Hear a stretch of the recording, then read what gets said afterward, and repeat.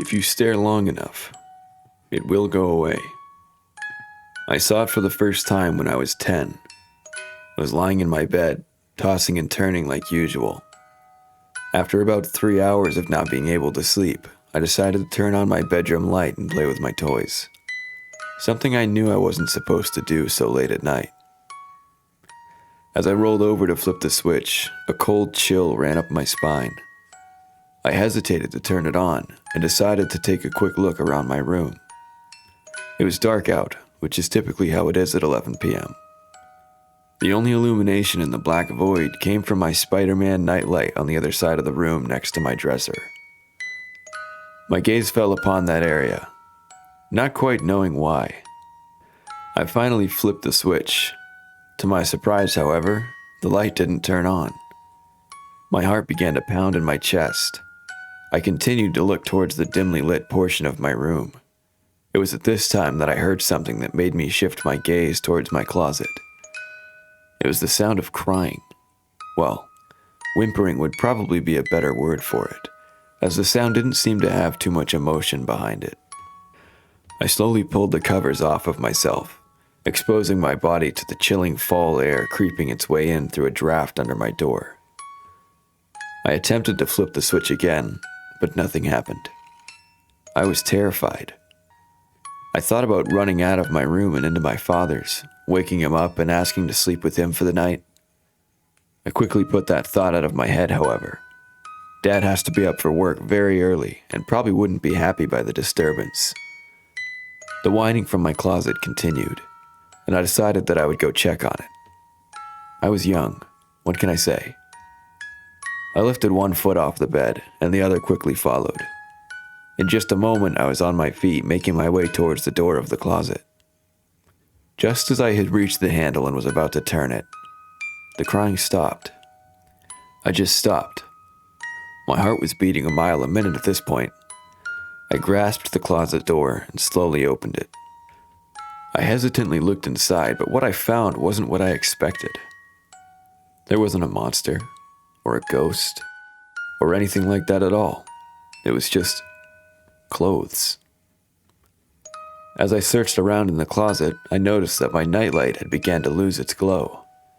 I turned my attention away from the closet and back towards the nightlight. That's when I saw it.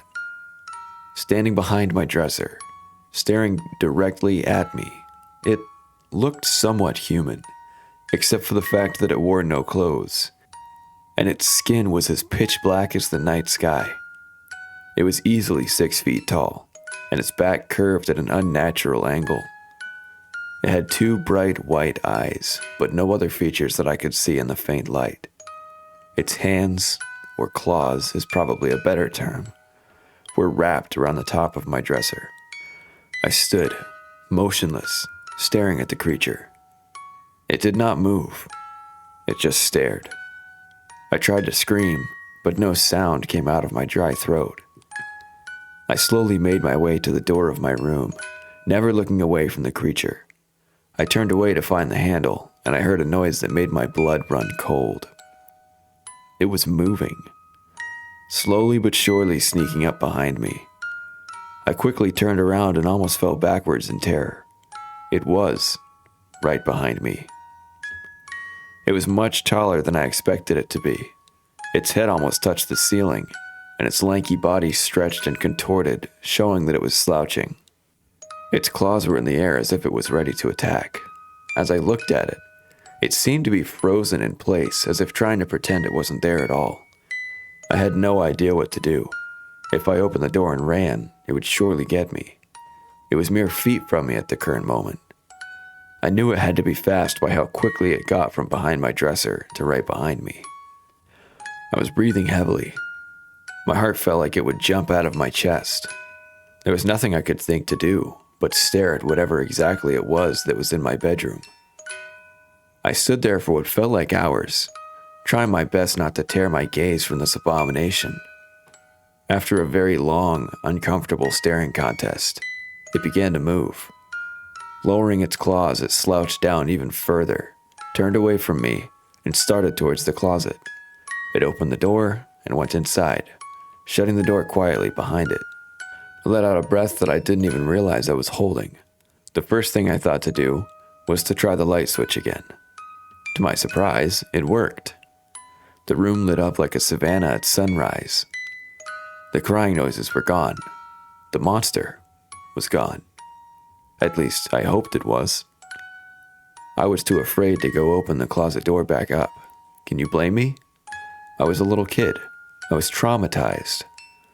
I left the light on the rest of the night, and needless to say, I didn't sleep. My dad came in my room when the sun rose to wake me up. He was surprised to see me already awake, sitting on my bed with the light on. He asked me what was wrong, and I told him. He pushed it off as if I had a nightmare. Looking back now, I can't blame him. It sounded crazy, like a kid's overactive imagination cooking up a bizarre nightmare.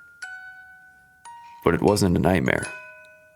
It was real, very real. I was scared to go to bed the next night. After a while, however, I reluctantly fell asleep. I was awoken around 1 a.m. to the same sound I heard the night before. A faint crying coming from my closet. I quickly sat up and was wide awake. I immediately went for the light switch, and as I expected, it didn't work. I ran back to my bed and stared at the closet, pulling the blanket over me so that the only thing that was visible were my eyes. I stared at the closet, listening to the crying. I knew I couldn't open the door. I was smart enough to know that whatever that thing was, it was safer for me if it stayed in the closet. It didn't stay in the closet. Not long into my gaze upon the door, it started to budge, slowly pushing outwards and opening. When the door was about halfway open, I saw its terrifying face again. It looked directly towards the bed, and when it saw me sitting there, staring back, it froze once again. The only part of it I could see was its head, peering around the door, staring directly into my soul. I began to cry at the sight of it appearing again. Why was this thing in my room? What did it want from me? And most importantly, how do I get rid of it? I sat staring at the creature much longer than the previous night. As long as I stared at it, it didn't move. After what seemed like an eternity, its head slid back behind the door and out of sight, closing the door gently behind it. I was beginning to realize that if I just didn't look away, it wouldn't hurt me. So that's what I did. For months and months, the creature, who I began calling the Looker, visited me during every night. A few times I tested my theory and turned away from it when it appeared. Every time, I would hear shuffling and it would be closer when I turned back towards it. I had gotten good at timing when to turn back. I told my dad about the Looker many times, but he always just rolled his eyes. Again, I can't blame him. I began to fear the Looker less and less over the course of a year, until one warm August night. It was around 12:45 when I was sitting on my floor playing with my toys without permission, when my dad barged into my room and began yelling. He screamed at me and told me to get in bed at the very instant. I did. The lecture continued when I noticed the closet start to open behind him. "Dad, turn around. It's the Looker." He rolled his eyes and looked behind him. It was too late. As he turned, the Looker grabbed his neck and twisted his head 180 degrees. A sickening crack came from my father's body and I screamed. Well, tried to. Once again, nothing came out.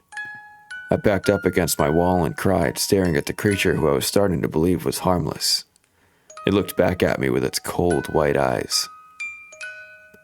After a while, it disappeared into the closet once again. When it did, I ran to my dad, grabbed his phone, and called 911. The funeral came and went, and I was sent to live with my grandmother. The Looker did not follow me. Thankfully, I never saw it again. I still see a therapist after over 20 years. It's helped some, but I still see my father's lifeless body in my nightmares. I just moved into a new apartment with my dog Rocco. And as I'm lying in bed right now, I just heard crying from my closet. I think it's back. But luckily, I still know how to keep it at bay. Just don't look away.